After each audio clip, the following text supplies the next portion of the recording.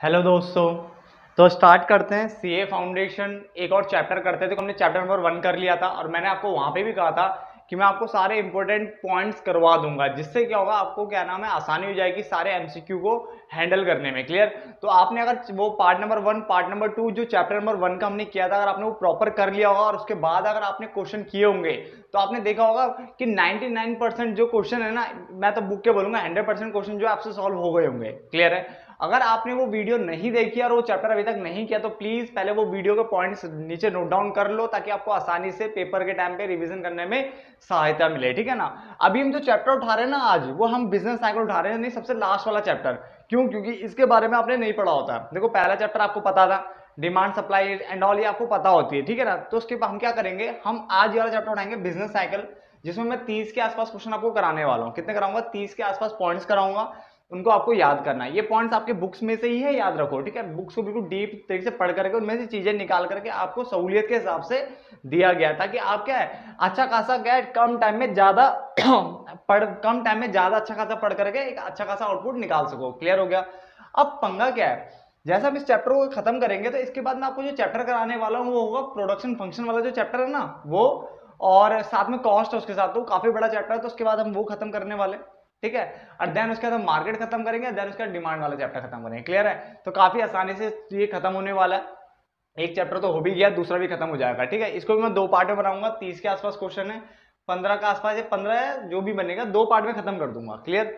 तो स्टार्ट करते हैं। देखो, सबसे पहले लिखा हुआ है कि बिजनेस साइकिल क्या होती है। देखो, आपको सबसे पहला पॉइंट जो है नोट डाउन कर लेना, उसमें लिखा हुआ बिजनेस साइकिल क्या होती है। तो मैंने कहा बिजनेस साइकिल अगर आपसे वहां पे आता है तो आप बोलोगे द फ्लक्चुएटिंग लेवल्स। अब पंगा क्या है, वहां पे तो पूरा लाइन लिखी भी आएगी, है ना, उसके कुछ पॉइंट्स दे देगा, जैसे business cycle refers to this, इस तरह से लिखा रहेगा। यानी काफी सारे पॉइंट्स आपको दिए होंगे, 3 या 4, है ना। उसमें से आपको पहचानना होता है कि कौन सी सही डेफिनेशन है। तो हमने क्या लिखा है, बिजनेस साइकिल क्या है, फ्लक्चुएटिंग लेवल्स की बात करता है, यानी फ्लक्चुएशन को दिखाता है। जो बिजनेस में उतार चढ़ाव आते हैं ना, उसको बताता है।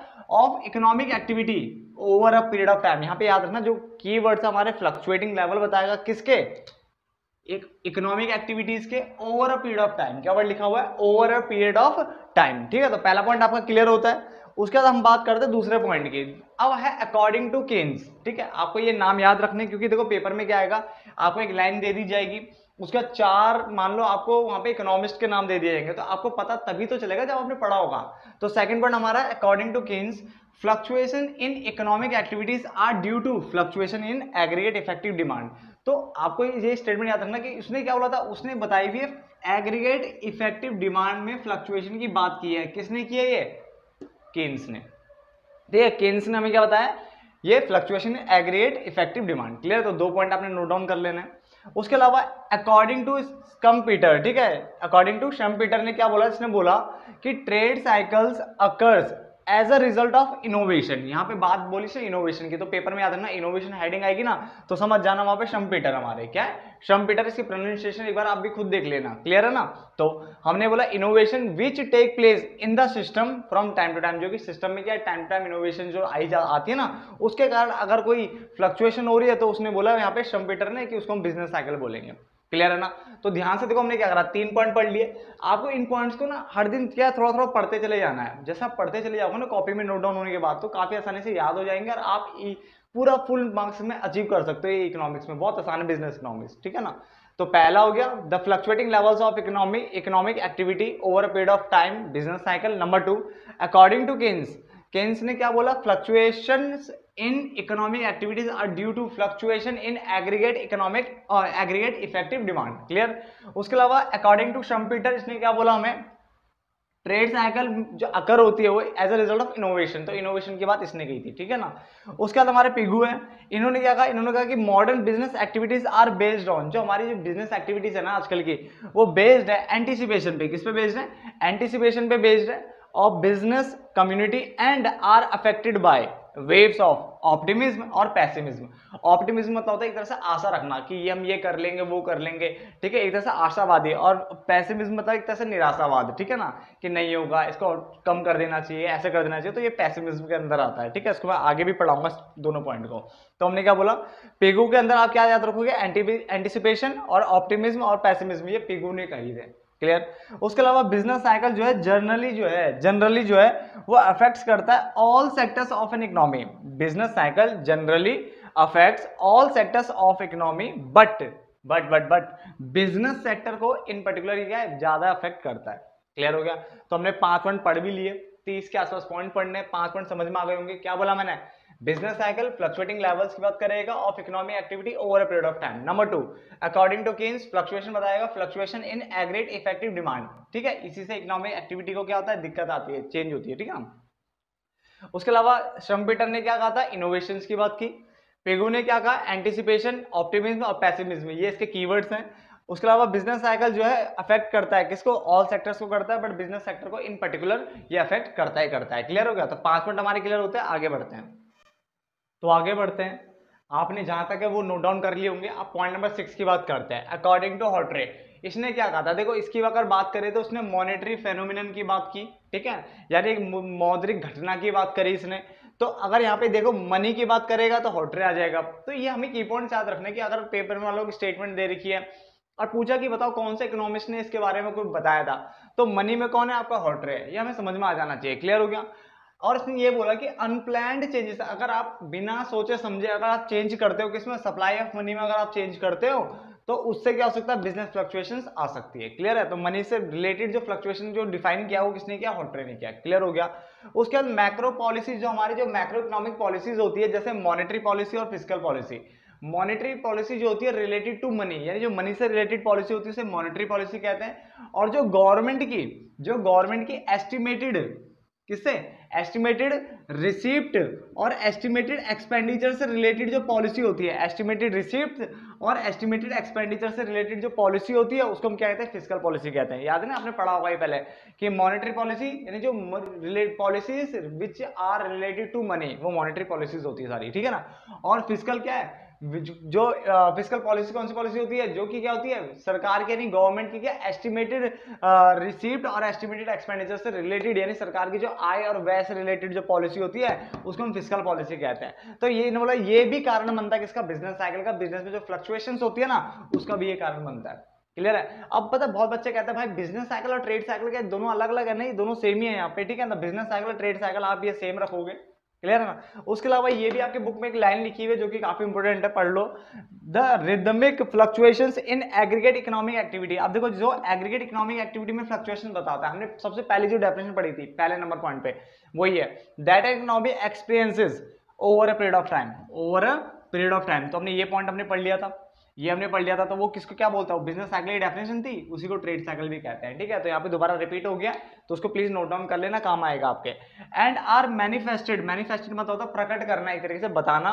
ठीक है, इन फ्लक्चुएशन, जो कि फ्लक्चुएशंस को प्रकट करता है, शो करता है। ठीक है ना। In measures of aggregate economic activity, जैसे कि जीएनपी के रूप में बता सकता है, यानी ग्रॉस नेशनल प्रोडक्ट। ठीक है ना, एम्प्लॉयमेंट के उस आधार पे बता सकता है और इनकम के आधार पे बता सकता है ना।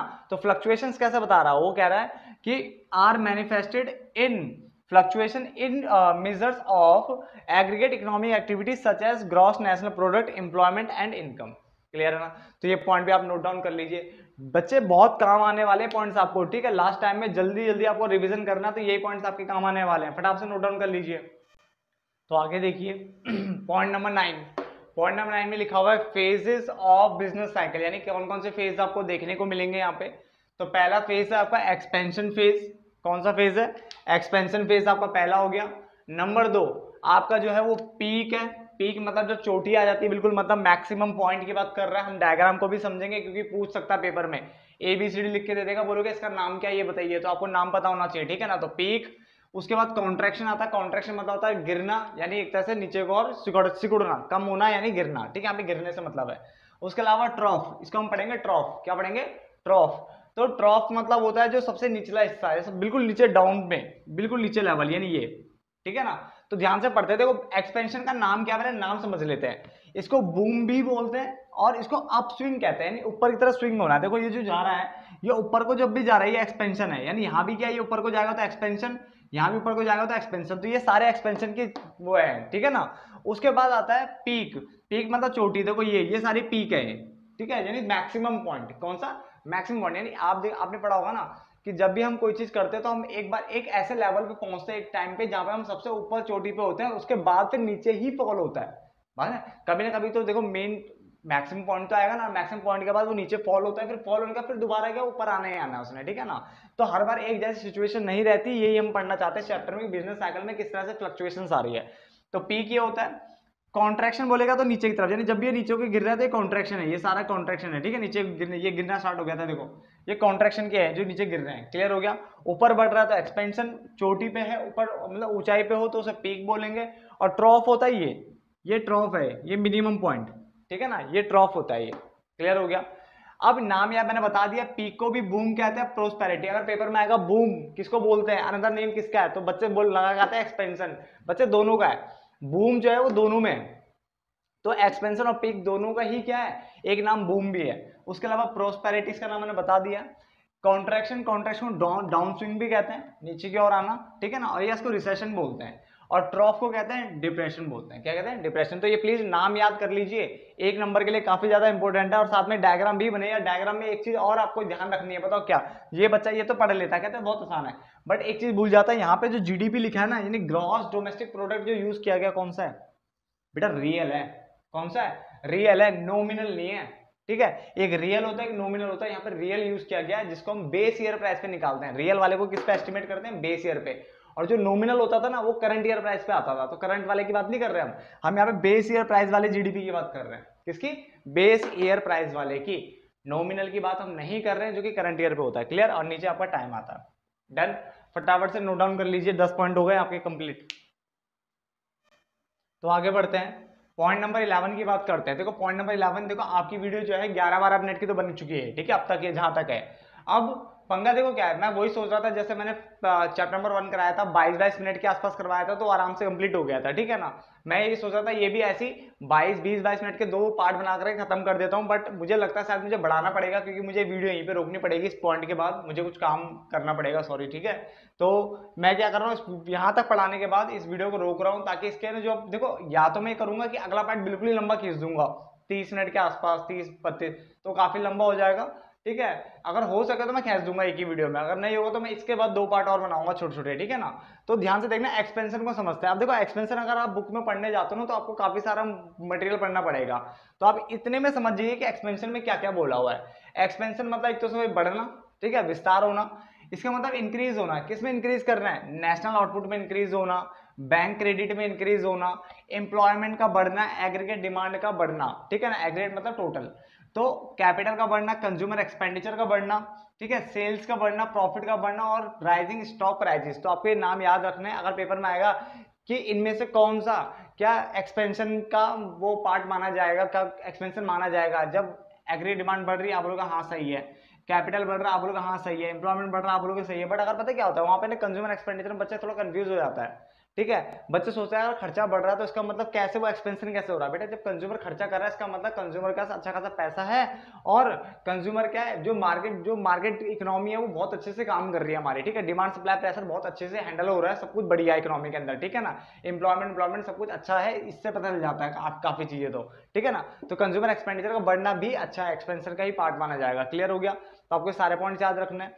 उसके अलावा ये सबसे अच्छी चीज ये है यहाँ पे कि यहाँ पे लिखा हुआ है इनवॉलंटरी अनएम्प्लॉयमेंट। इनवॉलंटरी अनएम्प्लॉयमेंट क्या होता है ये हम पढ़ेंगे, टेंशन मतलब मैंने सारी डेफिनेशन समझानी है आपकी, ये बुक में नहीं होगी। फ्रिक्शनल स्ट्रक्चर अगर होगी तो ठीक है, नहीं भी होगी तो भी मैं सारी आपको बताऊंगा। इनवॉलंटरी क्या होती है, वॉलंटरी क्या होती है, फ्रिक्शनल क्या होती है, स्ट्रक्चरल क्या होती है, सारे अनएम्प्लॉयमेंट के टाइप्स में आपको समझाऊंगा अच्छे से, ठीक है ना। अभी हम खाली पॉइंट समझ लेते हैं। अभी क्या कह रहा है, ये कह रहा है इनवॉलंटरी अनएम्प्लॉयमेंट जो होता है ना यहाँ पे, वो क्या होता है, ऑलमोस्ट जीरो होता है। तो ये पॉइंट आपको याद रखना है पेपर के लिए। उसके अलावा अगर अनएम्प्लॉयमेंट यहाँ फिर भी हुई कोई, तो अगर अनएम्प्लॉयमेंट यहाँ पे फिर भी अगर कोई ना कोई पाई गई तो वो कौन सी होगी, आइदर या तो वो फ्रिक्शनल होगी या वो स्ट्रक्चरल होगी। अब ये होते क्या मैं अगली क्लास में डिफाइन कर दूंगा, ज्यादा अगर पहुंच गया वहां तक तो, ठीक है ना। तो involuntary unemployment is almost zero, ये आपको याद रखना है। यानी इनवॉलंटरी अनएम्प्लॉयमेंट तो यहाँ पे होगी ही नहीं, इसने बोला ऑलमोस्ट जीरो। बट अगर उसके बावजूद अगर कोई अनएम्प्लॉयमेंट यहाँ पे पाई गई ना, तो कौन सी हो सकती है, वो फ्रिक्शनल होगी या तो स्ट्रक्चरल होगी, ये दो हो सकती है, मिल जाए यहाँ पे, ठीक है ना। उसके अलावा प्राइस और कॉस्ट है ना, also tend to rise faster, ये दोनों भी क्या बहुत तेजी से बढ़ेंगे।